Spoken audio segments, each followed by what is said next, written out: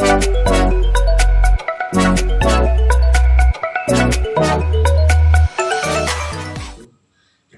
nama saya Dava Faizu Anwar dari SMP Negeri 1 Tuban, kelas 9A, nomor absen 8.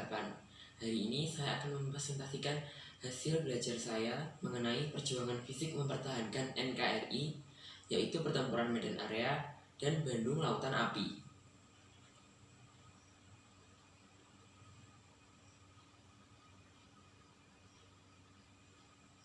Pertempuran Medan Area adalah sebuah peristiwa perlawanan masyarakat terhadap sekutu yang terjadi pada Medan, Sumatera Utara.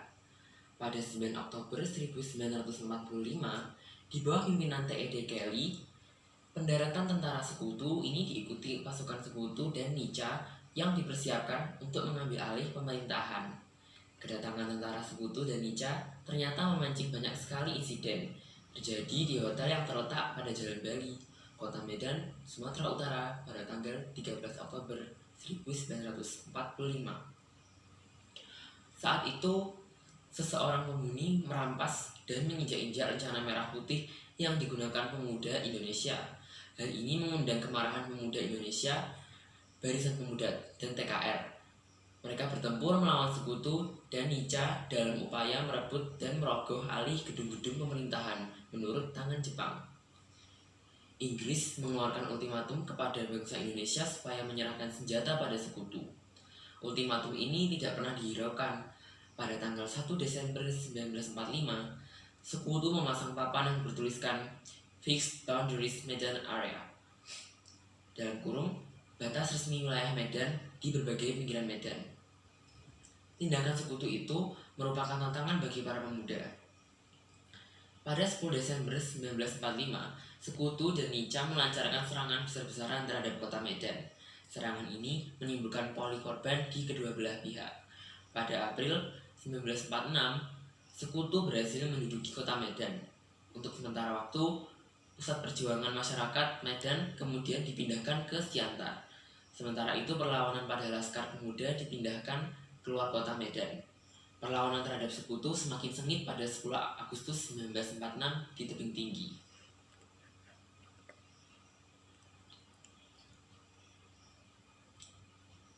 Kemudian, para komandan pasukan yang berjuang di Medan Area bertemu dan memutuskan satu komando yang bernama Komando Resimen Laskar Rakyat untuk memperkuat perlawanan di kota Medan. Setelah pertempuran para komando itu, pada 19 Agustus 1946, di Kabanjahe telah terbentuk Barisan Pemuda Indonesia dan berganti nama menjadi Komando Resimen Laskar Rakyat Cabang Tanah Karo, dipimpin oleh Matang Sitepu sebagai ketua umum dan dibantu oleh Tama Ginting, Payung Bangun, Slamet Ginting, Rakuta Sembiring, R.M. Pandia dari NV Mas Persada Koran Karo-Karo, dan Keterangan Sebayang. Dalam barisan rakyat ini, semua potensi pimpinan pemuda dengan barisan perjuangannya digabung dalam Barisan Pemuda Indonesia, termasuk bekas Gyugun atau Heiho seperti Jamin Ginting, Nelang Sembiring, Bom Ginting. Sedangkan yang berasal dari Talapeta, Payung Bangun, Gandil Bangun, Meriam Ginting, Tampai Malam, Sinulinga. Sedangkan yang berasal dari NV Mas Persada, Koran Karo-Karo yang berasal dari Pusera Medan, Slamet Ginting, Rakuta Sembiring, dan Tampak Sebayang. Demikian pula dari potensi-potensi pemuda lain seperti Tama Ginting, Matang Sitepu.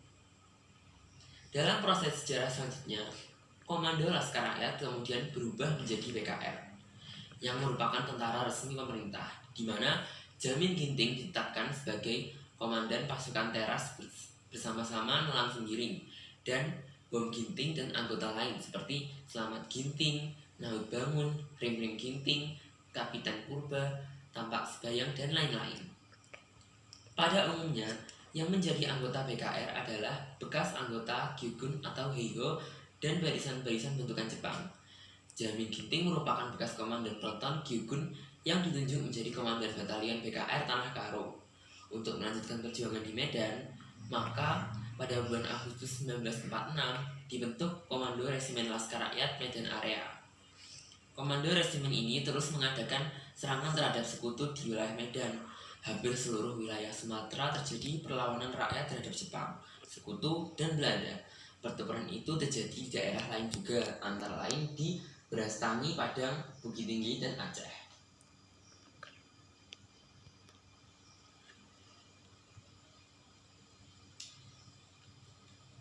Selanjutnya adalah Bandung Lautan Api.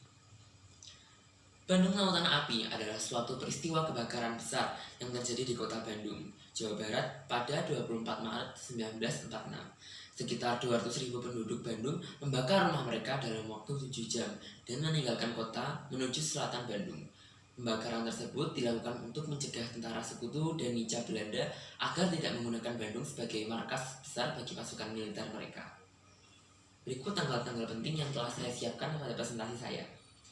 12 Oktober 1945. Pada tanggal ini, pasukan Inggris, Brigade MacDonald, dan tentara Belanda tiba di kota Bandung. Mereka menuntut agar seluruh senjata api yang ada di tangan penduduk diserahkan pada mereka. Selain melucuti senjata, mereka juga meminta untuk membebaskan tentara Jepang dan tawanan Eropa. 21 November 1945. Pada tanggal ini, Tentara Keamanan Rakyat dan badan-badan perjuangan melancarkan serangan terhadap kedudukan Inggris di bagian utara, termasuk Hotel Homan dan Hotel Prague Anger yang mereka gunakan sebagai markas. 24 November 1945, Kolonel MacDonald menyampaikan ultimatum kepada Gubernur Jawa Barat agar Bandung Utara dikosongkan oleh penduduk Indonesia, termasuk pasukan bersenjata.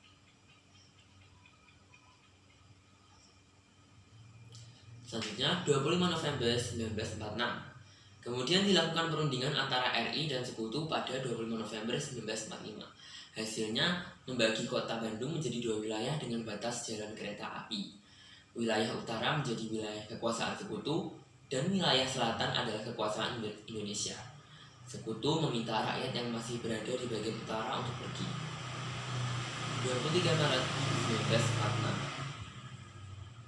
Tanggal 23 Maret ini, tentara sekutu di bawah komando Kolonel MacDonald mengeluarkan ultimatum kedua.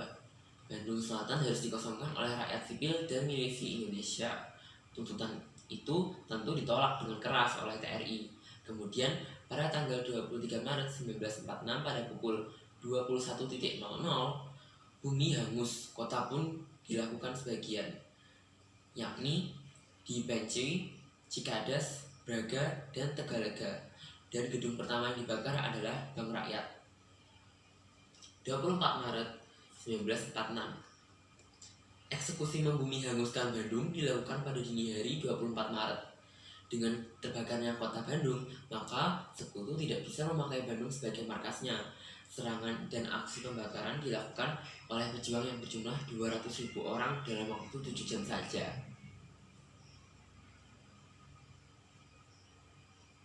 Sekian dari saya, terima kasih. Wassalamualaikum warahmatullahi wabarakatuh.